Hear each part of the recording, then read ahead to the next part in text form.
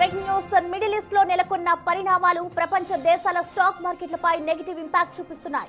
Iran పై Israel, America joint attack, Iran ప్రతీకార దాడులతో ఎప్పుడు ఏం జరుగుతోందన్న ఆందోళనలు నెలకొన్నాయి. ఇది కాస్త ప్రపంచవ్యాప్తంగా ఇన్వెస్టర్లపై ప్రతికూల ప్రభావం చూపుతోంది. ప్రస్తుతం నెలకొన్న యుద్ధ వాతావరణం ఇండియన్ స్టాక్ మార్కెట్లను తీవ్రంగా ప్రభావితం చేసే అవకాశం ఉంది. సెన్సెక్స్, నిఫ్టీ నష్టాలతో ప్రారంభమయ్యే ఛాన్స్ ఉందని అనలిస్టులు అంటున్నారు.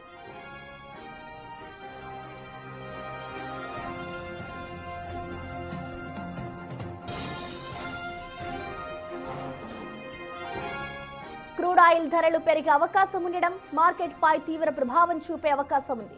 ప్రపంచ చమురు రవాణాలో ఎక్కువ శాతం జరిగే హార్మోజ్ జలసంధిని ఇరాన్ మూసివేయడం ఆందోళనలకు కారణమవుతోంది. ప్రపంచంలోనే ప్రధాన ఆయిల్ ఉత్పత్తి దేశాలైన Iraq, Saudi Arabia, United Arab Emirates లను గల్ఫ్ ఆఫ్ ఒమాన్, అరేబియా సముద్రంతో ఈ హార్మోజ్ జలసంధి కలుపుతోంది. ప్రస్తుతం ఇది మూసివేయడం ఇది క్రూడ్ ఆయిల్ దిగుమతిపై ఆధారపడిన ప్రపంచ దేశాలను ఉక్కిరిబిక్కిరి చేస్తోంది.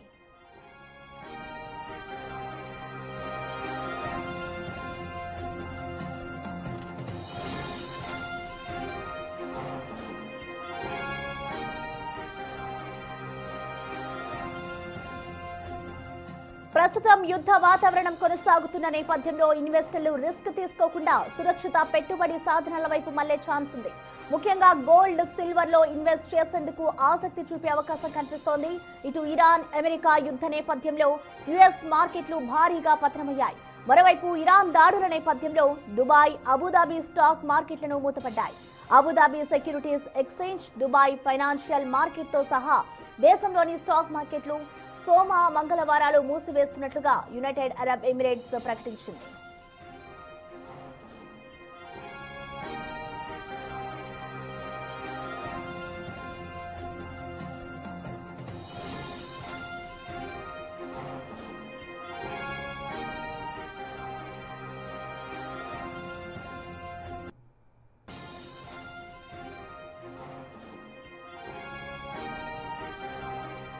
మిడిల్ ఈస్ట్ లో నెలకొన్న పరిణామాలు ప్రపంచ దేశాల స్టాక్ మార్కెట్లపై అయితే నెగిటివ్ ఇంపాక్ట్ చూపిస్తున్నాయి. ఇరాన్ పై ఇజ్రాయెల్, అమెరికా జాయింట్ అటాక్, ఇటు ఇరాన్ ప్రతీకార దాడులతో అయితే ఎప్పుడు ఏం జరుగుతోందన్న ఆందోళనలు అయితే వ్యక్తమవుతూ ఉన్నాయి. ఇటు యుద్ధం కారణంగా క్రూడ్ ఆయిల్ ధరలు కూడా పెరిగే ఛాన్సెస్ అయితే కనిపిస్తున్నాయి. ఇక దీనికి సంబంధించి మనతో స్పందించేందుకు ప్రముఖ మార్కెట్ అనలిస్ట్ గీతానంద్ గారు మనకి లైన్ లో అందుబాటులో ఉన్నారు. నమస్తే అండి. నమస్తే అండి. ఎస్ గీతానంద్ గారు, మనం చూస్తున్నాం ఇటు ఇరాన్, అమెరికా ఏదైతే యుద్ధం జరుగుతుందో దీని ప్రభావం అయితే ఎక్కువగా స్టాక్ మార్కెట్స్ పైనే ఉంది. సో ఇప్పుడు ఇన్వెస్టర్లపై ఈ యుద్ధ భయాలు ఏ స్థాయిలో ఉండే అవకాశాలు ఉంటాయనుకోవచ్చండి? అంటే మీరేం చెప్తారు దీనికి సంబంధించి? సో ఓవరాల్ గా గ్లోబల్ గా కూడా మనకి నెగటివ్ ట్రెండ్స్ కనపడుతున్నాయి. ఎస్పెషల్లీ ఇరాన్ తో యుద్ధము అమెరికా ప్రారంభించినప్పటికీ మనకి మార్కెట్ క్లోజ్ అయి ఉన్నాయి. దాని ఇంపాక్ట్ ఈ రోజు మార్నింగ్ ఓపెనింగ్ మార్కెట్ మీద పడేటువంటి అవకాశం ఉంటుంది. ఆల్రెడీ ఇప్పుడు మనం చూస్తే నిఫ్టీ దాదాపు 480-450 పాయింట్లు డౌన్ లో స్టార్ట్ అయ్యేటువంటి అవకాశాలు కనపడుతూ ఉన్నాయి. అయితే మార్కెట్స్ కి 24,571 అనేది కీలకమైనటువంటి మద్దతు కింద నిలిచేటువంటి అవకాశం ఉంటుంది. సో 24,500 పైన ఈ రోజు కనుక క్లోజ్ కాగలిగినట్లయితే ఇంపాక్ట్ తక్కువగానే ఉంటుంది.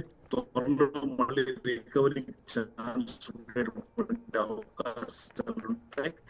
అలా కాకుండా 24,571 స్థాయి దిగువకి కనుక మార్కెట్లు ఓపెన్ అయినట్లయితే లేదా మార్కెట్లు పతనమైనట్లయితే మరింత పతనం వైపు మార్కెట్ వెళ్ళేటువంటి అవకాశం ఉంటుంది.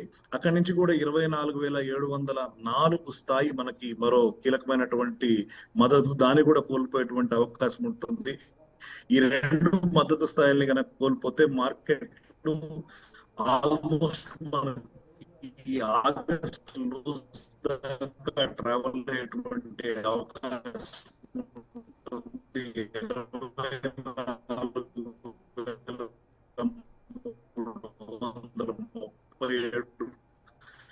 ఆ స్థాయిలో కూడా పత్రమైనటువంటి ఛాన్స్ ఉంటుంది. సో ఈ కీలకమైనటువంటి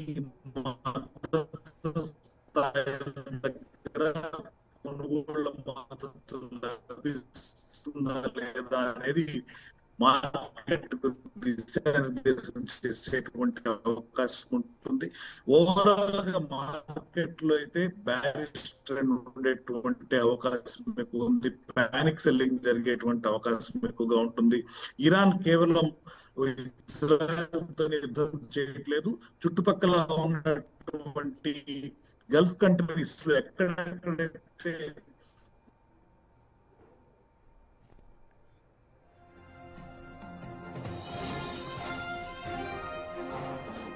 ఇక ఇరాన్ అమెరికాకి సంబంధించిన యుద్ధ ప్రభావం ఇటు స్టాక్ మార్కెట్లపై పడింది. ఇటు ఇన్వెస్టర్లపై ప్రతికూల ప్రభావం చూపుతోందని చెప్పుకోవాలి. యుద్ధ భయం, ఇటు సురక్షిత పెట్టుబడుల వైపు అయితే ఇన్వెస్టర్లు మళ్ళుతున్నారు. ఏ టైంలో ఏం జరుగుతుందన్న భయంతో అయితే ఇన్వెస్టర్లు ఉన్నారు. అయితే ఇటు ఎవరైతే ఇన్వెస్ట్ చేయాలి అని అనుకుంటున్నారో వాళ్ళంతా కూడా ఇటు గోల్డ్, సిల్వర్ పై ఎక్కువగా మొగ్గు చూపుతున్నట్లుగా తెలుస్తోంది. ఇటు ప్రపంచ దేశాల స్టాక్ మార్కెట్లపై అయితే ఈ యుద్ధ భయాలు నెగిటివ్ ఇంపాక్ట్ చూపిస్తున్నాయి.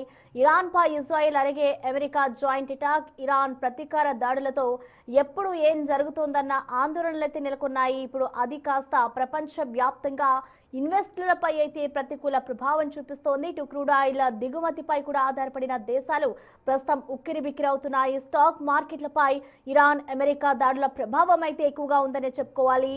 ఇటు సెన్సెక్స్, నిఫ్టీ నష్టాలతో ప్రారంభమయ్యే ఛాన్సెస్ ఉందంటూ కూడా అనలిస్టులు అంటున్నారు. ఇటు క్రూడ్ ఆయిల్ ధరలు కూడా పెరిగే అవకాశం ఉండడంతో మార్కెట్ పై అయితే దీని ప్రభావం ఎక్కువగా ఉండే అవకాశం కనిపిస్తోంది. ఇటు ప్రపంచ చమురు రవాణాలో ఎక్కువగా శాతం జరిగే హర్మోజ్ జలసంధిని ఇరాన్ మూసివేయడం కూడా ప్రస్తుతం ఆందోళనలకు కారణమవుతోంది.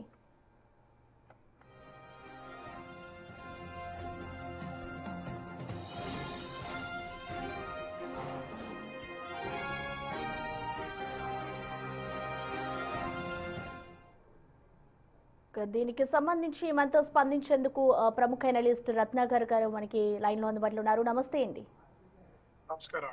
ఎస్ రత్నాకర్ గారు, మనం చూస్తున్నాం ఇప్పుడు ఇరాన్ అమెరికా యుద్ధం ఇంపాక్ట్ అంతా కూడా అటు స్టాక్ మార్కెట్స్ పైన పడింది. సో ఇప్పుడు జరుగుతున్న సెన్సెక్స్ అలాగే నిఫ్టీ అంతా కూడా డౌన్ ఫాల్ అయిపోయిన పరిస్థితి కనిపిస్తుంది. కాబట్టి మీరేం చెప్తారు కొత్తగా ఇన్వెస్ట్ చేయాలనుకున్న వాళ్ళకి?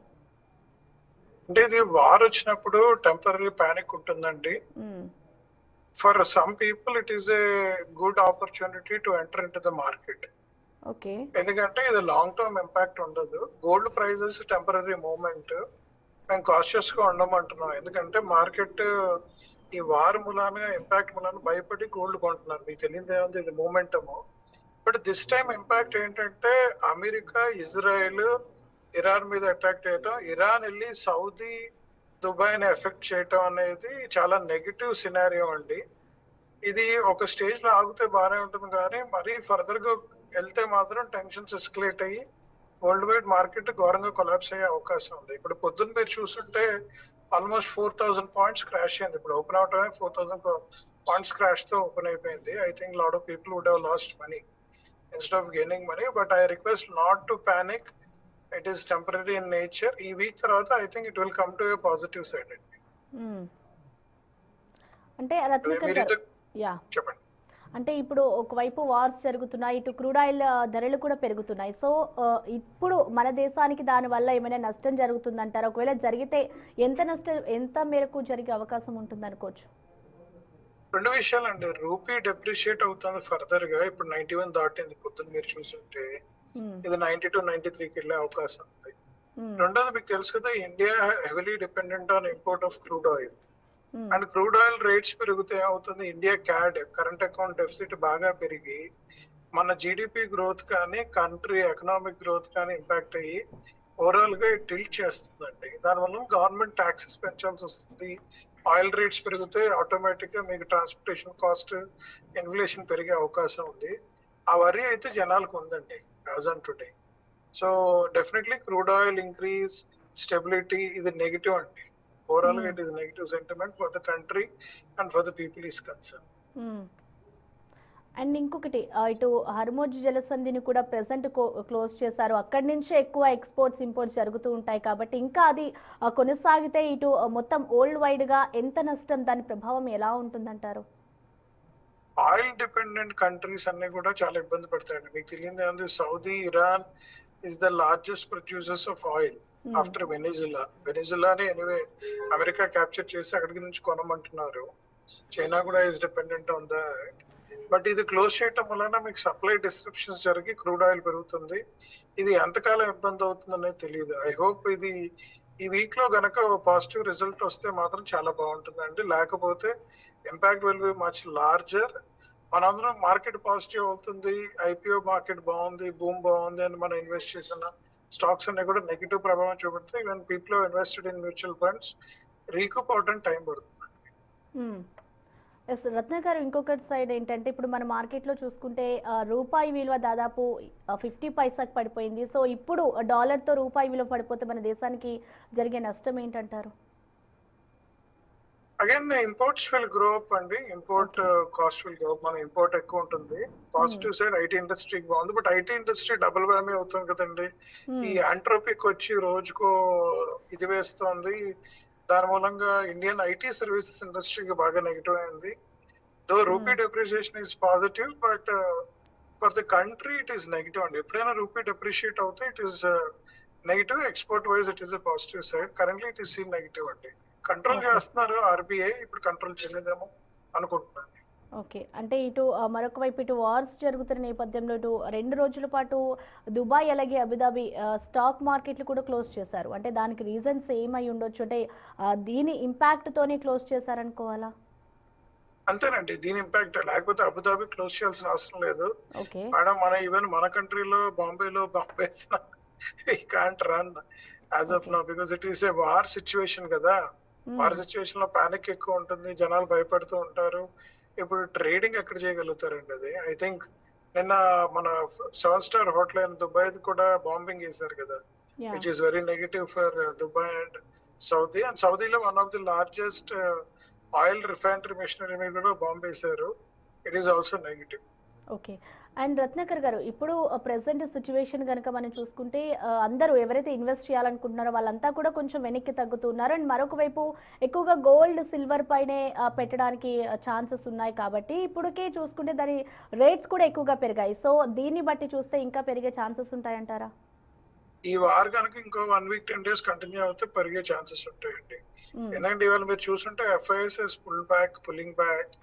మనకి లార్జెస్ట్ రెమిటెన్స్ గల్ఫ్ నుంచి వస్తుంది ఇండియాకి, అది ఎఫెక్ట్ అవుతుంది. మీకు తెలియదు, India largest remittances UAE, Saudi Arabia, Kuwait నుంచి వస్తుంది మేజర్ గా.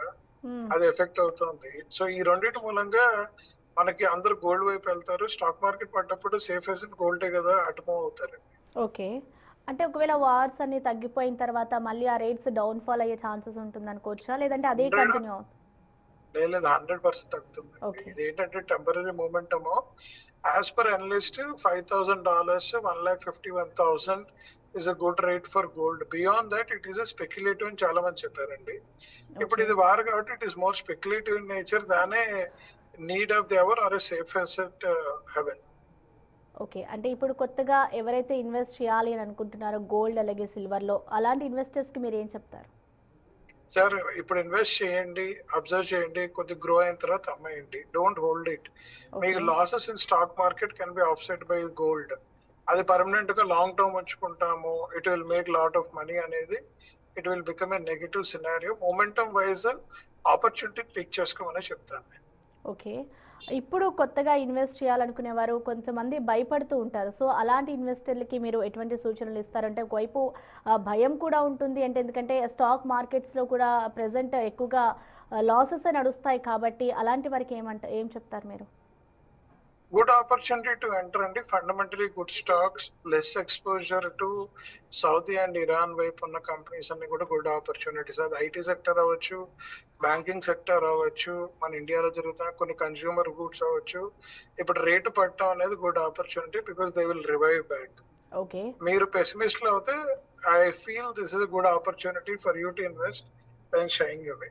ఒక 2 డేస్ ఆగి ఇంకా కొంటూ ఉండండి అని చెప్తాను. ఎందుకంటే మార్కెట్ క్రాష్ ఇంకెంత జరుగుతుందో తెలియదు. కొద్దిగా పాజిటివ్ ట్రెండ్ అవగానే యూ కెన్ బై ఇట్. అంటే ఇప్పుడు కొత్తగా ఇన్వెస్ట్ చేయాలనుకునే వారు ఇటు గోల్డ్ సిల్వర్ తీసేస్తే ఇంకా దేంట్లో పెట్టుబడులు పెడితే మంచిది అంటారండి? As of now, we don't recommend it. Let us hold back and keep the cash intact. Debt fund better. Okay. అంటే ఒక మార్కెట్ అనలిస్ట్‌గా మీరేం చెప్తారు? అంటే మొత్తానికి యుద్ధం అయితే ఇంకా కంటిన్యూ అవుతూనే ఉంది కాబట్టి, సో ప్రెజెంట్ ఎలాంటి సిట్యుయేషన్ ఉన్నా కూడా దేంట్లో ఇన్వెస్ట్ చేయాలంటే గోల్డ్, సిల్వర్‌లోనే ఎక్కువగా మొగ్గు చూపుతున్నారు. అండ్ ఇందాక మీరు అన్నారు, సో ఇప్పటివరకైతే ఎవరికీ అవన్నీ సపోర్ట్ చేయొద్దు. రికమెండ్ కూడా చేసే ఛాన్సెస్ అయితే లేవు కాబట్టి, సో కొత్తగా ఉంటారు కాబట్టి వాళ్ళకేం చెప్తారు? కొత్తగా ఉన్న వాళ్ళకి మార్కెట్ లో ఫండమెంటలీ గుడ్ స్టాక్స్ కొనుక్కోమంటారు instead of gold and silver. Hmm. Because they see a good outliers and money will come. హ్మ్. Somebody is already a trader, good opportunity ఇక్కడ ఉన్న లాసెస్ ఆఫ్సెట్ చేయడానికి గోల్డ్ సిల్వర్ మీద momentum గా తీసుకొని ఒక certain level వచ్చిన తర్వాత అమ్మేసుకుంటే దే కెన్ మేక్ మనీ అండి. స్పెక్యులేటివ్ గా అమ్ముకుంటే బాగానే ఉంటుంది. Instead of holding it back thinking it will work well. Okay అండి. ఇప్పుడు క్రూడ్ ఆయిల్ ధరలు కూడా పెరుగుతున్నాయి కాబట్టి ఇప్పుడు మన దేశానికి నష్టం జరిగే ఛాన్సెస్ ఉంటాయంటారా? డెఫినెట్లీ ఉంటుందండి. To okay. some extent it will be there. I think government is ready with their weapons. But beyond certain level కనుక వెళ్తే వాళ్ళకి కూడా కష్టం విషయం. రత్నాకర్ గారు, మరొక వైపు చూసుకుంటే ఇటు క్రూడ్ ఆయిల్కి సంబంధించి ట్రంప్ కూడా ఒకటి చెప్పడం జరిగింది, ఎటువంటి ఆందోళన చెందొద్దు అంటూ కూడా ఆయన చెప్తూ ఉన్నారు. సో ఆయన చెప్తున్న దాని ప్రకారం చూస్తే ఇటు క్రూడ్ ఆయిల్ ధరలు ఒక పతనం దిశగా నడుస్తాయనుకోవాలా, లేదంటే ఇప్పుడున్న మార్కెట్లో ఉండే ప్రభావం ఇంకా దానిపై చూపిస్తుంది అనుకోవాలా? ట్రంప్ అయితే దానికి సంబంధించి స్పందించారు కాబట్టి ఎలా ఉంటుంది అనుకోవచ్చు? అంటే యుద్ధాలు ఆగిపోయే ఛాన్సెస్ కనిపిస్తాయి అనుకోవాలా? ఫస్ట్ అండ్ ఫార్మోస్ట్ అమెరికా యుద్ధంలో ఉంది కాబట్టి తొందరగా అయిపోయే అవకాశం ఉందని అనుకుంటున్నాం మనం అందరం. Because they have more intelligence than anybody else. Second thing, ఆయన దగ్గర Venezuela largest again oil reserve US it self has. కావాలంటే ఆ రిజర్వ్ తీసుకొచ్చి క్రూడ్ ఆయిల్ ని స్టెబిలైజ్ చేయడానికి ఆయనకు స్కోప్ ఉంది. I think you will use that opportunity అనుకుంటున్నాను. Right. Okay. Thank you Ratnakar గారు.